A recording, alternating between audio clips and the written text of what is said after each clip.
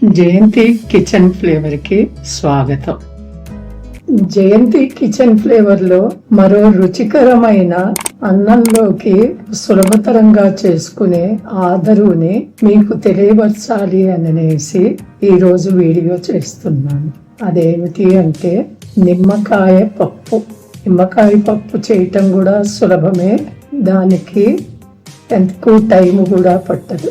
నిమ్మకాయ పప్పుకి కావలసిన వస్తువులు, మొదటగా కందిపప్పు తీసుకోవాలండి. ఈ కందిపప్పు మనకి మన ఇంట్లో ఎంతమంది ఉన్నారో దానికి సరిపడా మనం కందిపప్పు తీసుకోవాలి. ఇది మొదటగా కడిగి వండుకోవాలి. దాంట్లోకి తర్వాత పచ్చిమిరపకాయలు, అల్లము, నిమ్మకాయలు, ఆఖరికి కొత్తిమీర. ఇవన్నీ ఎలా వేసి చెయ్యాలో నేను మీకు చూపిస్తాను. ముందుగా ఈ కందిపప్పు మనం కడిగి కుక్కర్లో పెట్టుకుందాం.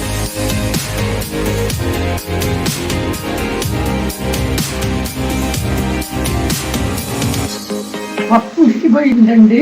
మనం అది చల్లారే లోపల మనం పెట్టింది ప్రాసెస్ చేసుకున్నాం, అది చేసి చూపిస్తాం. కుక్కర్ ఆవిరిపోయి మూతొచ్చే లోపల మనము ఈ పచ్చిమిరపకాయలండి చిన్న చిన్న కడిగి చిన్న చిన్న ముక్కలుగా తొరుక్కోవాలి. అలాగే ఈ అల్లం కూడా చెక్కు తీసి మనకి పప్పుకి సరిపడేంత అల్లం చిన్న చిన్న ముక్కలుగా తొరుక్కోవాలి. అలాగే ఈ నిమ్మకాయలు కూడా పప్పుకి ఎంత కావాలో రసం అంతవరకు మనం తొరుక్కొని రసం తీసి పెట్టుకోవాలన్నమాట.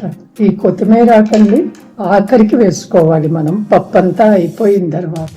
అలాగే ఈ కొత్తిమీర ఆకు, ఈ ఆకులు తుంపి మనం కడిగి శుభ్రంగా తొరిగి పప్పులో ఆఖరికి వేసుకోవాలి. అప్పుడు బాగుంటుంది. ఇది చాలా సులభంగా చేసుకునే పప్పు అండి. రుచికరంగా ఉంటుంది. అన్నంలోకి ఆదరవు కూడా బాగుంటుంది. దీంట్లో కావాలంటే మా ఇంట్లో అయితే మెంతి మజ్జిగ అంటాము. మామూలు పెరుగు మజ్జిగలాగా చెయ్యం. కొంచెం చిలికేసి దానిలో పోపు అది పెట్టుకొని పచ్చిమిరపకాయలు అది వేసుకొని చేస్తాం. అది కూడా మీకు చూపిస్తాను. ఇలాంటి పప్పులో అది నంచుకొని తిన్నా కూడా బాగుంటుంది. మీకు ఇప్పుడు ఇవి తొరిగినవి చూపిస్తాను. పప్పు ఉడికిపోయిందండి. ఇప్పుడు నేను మీకు చెప్పినట్టు ఈ పచ్చిమిరపకాయలు తొరుక్కున్నాను, అల్లం తొరుక్కున్నాను, నిమ్మకాయలు కూడా కావలసినంత రసం తీసి పెట్టుకున్నాను. ఇప్పుడు మనం తిరగమాత పోపు వేసి చూపిస్తాం.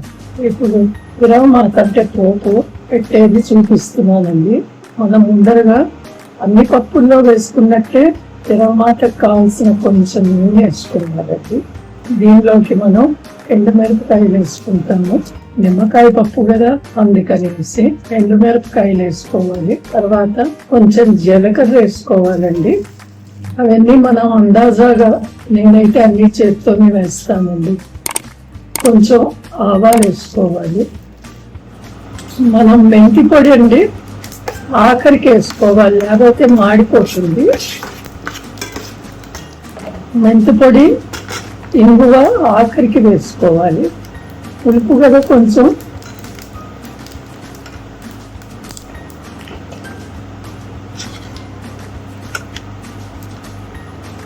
ఇవి రెండు ఆఖరికి వేసుకోవాలండి, అప్పుడు మాడకుండా ఉంటుంది.